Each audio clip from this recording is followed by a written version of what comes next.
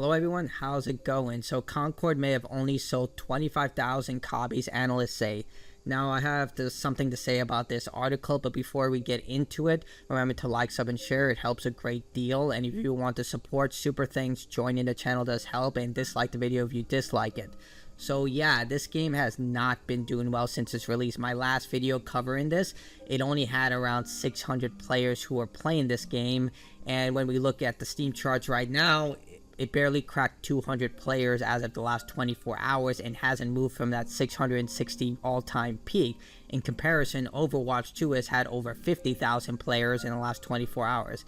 I have my opinions about Overwatch 2, but you know, these numbers are vastly superior, and you can also see on the Steam page that it has a mixed review and it only has about 500 people reviewing the game. And I know there are going to be people who say, well, these are just PC numbers, there are a lot more players playing it on PlayStation. Well, according to public trophy data from PSN Profiles and TrueTrophies.com, these are only public trophies from people who have their account set to public.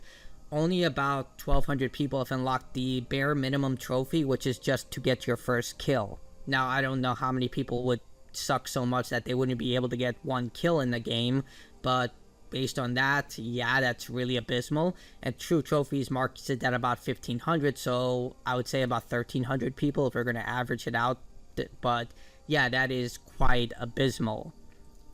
So let's read the article. In a recent breakdown from industry analysts, it was estimated that Concord, Sony's floundering multiplayer shooter that was just released, yeah, this is just only a week within the game's release, may have only sold around 25,000 copies. It has been the talk of the town for several days, with Concord being released to a woeful reception and barely scraping up an all-time high player count of 697 PC users.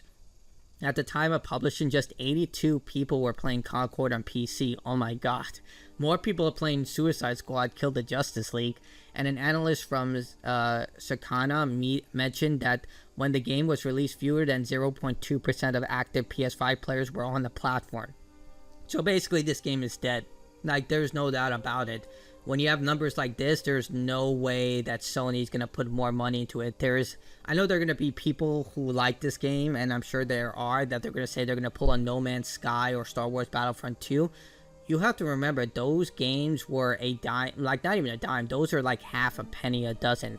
Like, redemption stories like that rarely happen. That was like a diamond in a rough situation. In the terms of Star Wars Battlefront 2, I'm almost certain Disney twisted EA's arm very hard to say, you gotta make that right, because it was just around when, I think it was The Last Jedi that came out, that god-awful movie.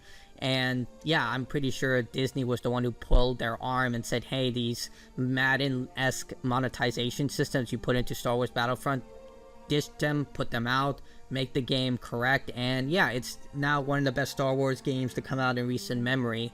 But in this case, I just don't see anyone at Sony's executive board saying, yeah, we're gonna put more money into this 8-year developed game. Granted, there's new stories coming out that it wasn't actually 8 years, it's 8 years from when Sony bought the company, but nevertheless, this is a multi-year project, and no doubt they've sunk millions of dollars within that title. Whether it was the number that I was given, which I believe was $10 million, is still up in the air, but no doubt they sunk millions of dollars into this project based on the cutscenes alone. So yeah, I just don't see anyone at Sony's executive board saying, yeah, let's put more money into this, like, especially considering that Sony is one of the big cutthroat companies out there, right up there with Activision Blizzard and Microsoft. Well, now Microsoft owns Activision Blizzard, so they're double the cutthroat. Failing to take off, in the figures handed to IGN, it was suggested that on Steam around 10,000 copies of Concord have been sold, while on PlayStation around 15,000 were estimated to have shipped. Offering a key insight into the shoddy performance, Sakana's Mac Piscatella explained that Concord has low awareness and purchase intent among video game players. Basically, nobody knows it exists, and they don't want to buy it if they do. With Concord being a new IP, it didn't have an existing fan base to pick from, and starting from scratch needed an intense marketing campaign. Well, I don't think any marketing campaign was going to redeem this game, because just looking at the character designs, like, every one of those characters look like discount versions of other characters. Like, I saw one of the characters who was wearing literal, like, high school football gear, Like, they're so generically boring and uninspired that none of them seem appealing whatsoever. It's not like with Overwatch 2 or Apex Legends where you can look at those incredible character designs and instantly click to someone. You can be like, I like that character, I'm going to play them. Like with me with Bloodhound, or in Overwatch when it first came out, for me it was Bastion that really clicked for me. Like, none of the characters when I played the beta really stood out to me. All of them just looked like discount, off-brand, dollar store versions of more popular characters. Not to mention, the gameplay just felt so slow in comparison to other games like Destiny 2, Halo, Call of Duty. So I don't know. It didn't click for me, and I was just like, I'm done. And also, the free open beta had more players than the actual game. It had around 2,000 players, which is still terrible. Even the first real trailers for the game only emerged at the end of May, giving players just a couple of months to understand the title before deciding if they wanted to invest in it. That's also true. Like, usually with shooters like this, they would showcase like skill trailers showcasing the various characters and what they can do. And I recently saw on game trailers, they only started putting out those trailers showing this is what this character can do, this is what this character can do. That's something you should have posted before the game release to get people excited like they did for Overwatch. Unlike many other shooters making it on the market now, Concord has a premium price point, but free-to-play games are doing it much better at present. In a statement, Reese Elliott, Media Research, explained, a tight-knit group of players might be willing to take a chance on a new game for free, but paying $40 is a big ask in today's microeconomic climate. Launching Concord as a premium game limited its audience numbers and user acquisitions. The more people who play a game and the more appealing it is, network effects are crucial for building a healthy, engaged ecosystem. Concord should have launched free-to-play. Now, I agree and disagree with this statement. One, Concord had all of everything against it. Like, take Overwatch originally. It launched in 2016, I believe, or 2017. I'm almost certain 2016. It sold at full price for $60. It's a game that requires a constant internet connection. And yes, it went free to play. But the reason they got away with that in that climate, and yes, it has changed now, is because the game was just so good. Like, the gameplay was so tight, responsive, and everyone was talking about it. It was absolutely spectacular. So if you make a really good game, people will buy it. Overwatch proved that because it was made by Blizzard veterans who knew how to make a great game. Even though Overwatch 2 is mostly negatively received based on the monetization system and the new meta that they've established, the original Overwatch was such an incredible party game that it was made by people who knew how to make a really good game. That's why it's still, popular now, because it's built on the foundations of people who knew how to make a really good game. So if this game was good, even if it sold for $40, people would have been okay with it, I would argue. Like, they would have paid $40 and said, okay, we pay $40 and we get the entire game and all future updates. That's cool, and the game is good. But because the game sucks, it has characters that people just don't relate to or connect to, has no appealing factor to it, no grit to it that allows players to connect to the game in some way, and has no marketing advantage, why the hell would anyone pay $40 for? People are willing to spend their money on stuff if it's a new IP, if it's good. Look, again, Black Myth Wukong, brand new IP, unknown developer, Game Science, comes out, absolute banger. And yeah, you can see that from the recent indie game that came out, Core Keeper.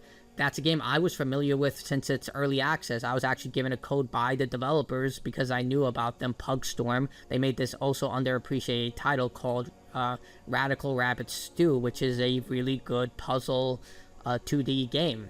And I knew about them, and now Core Keeper is released on its 1.0 update. No one knew about Pugstorm until recently, and now that game has shot up. It has over 40,000 concurrent players. In fact, let's look that up right now.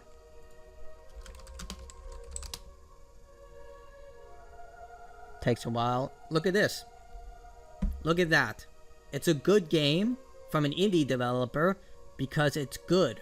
It started out as early access, people loved it, and it just kept going from there. And then when the game launched recently with the 1.0 update, everyone started talking about it, and look what you get. People are willing to invest their money into things that are good. So it's not the fact that the game isn't free to play, even though that probably would have helped it. It's also because the game sucks. Like, and there's also the requirement for the PlayStation Network. You can see here from the reviews, I've read this, that people can't even access the game because of the PlayStation requirements. I know I saw it. Oh yeah, here it is. There are people who literally can't access the game because of PlayStation Networks. So yeah. What are your thoughts on the topic? Do you think, oh, that's just and then statement? Man, you know it's bad when the author puts Baldur's Gate 3, which is a vastly superior game, below there. So yeah, I think Concord is completely done. I give it a year before they make it free to play and they offer some sort of bonuses for people who paid the game. Like, just put this into example. Suicide Squad killed the Justice League. That game failed horribly, and within a few months they started to give it away for free through Twitch's Prime system, where, you know, they give away a bunch of free games through Amazon Prime, and if you have a Twitch account, they try to give it away for free, and still not a lot of people would play that game. So in that regard, yeah, I just think that this game just shows another example of publishers not really knowing what gamers want, and maybe developers as well. But, you know, developers want to make a good game. They want people to play their game. The last thing they want is to see people hating on their work that they put so much time and effort and their lives into. But if that's true, then also I don't know what to say, because we've seen that more and more Asian companies like China and Japan are delivering what people want, like Elden Ring, Armored Core 6, Final Fantasy 16, and of course the recent Black Myth Wukong. Like, it just seems that those people within those regions know what gamers want, and Western companies are just like, you know what, they want what the loudest minority on Twitter are shouting. And unfortunately, this should be a wake-up call of showing those people are in the minority. They don't buy your product, and they certainly don't care what happens. It's like what happened with the Acolyte with Star Wars. They don't buy Disney Plus. They don't watch your show.